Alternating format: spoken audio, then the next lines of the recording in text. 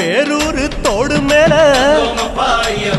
பொறி போட்டு பூச பண்ணி கோட்டப்பாடி அத நெருங்கி இலை எடுத்து பூச பண்ணி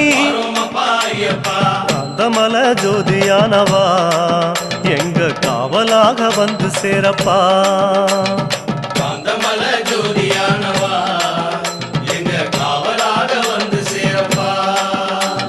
சன்னதியில் கட்டுங்கட்டி சபரிமலை காடு தேடி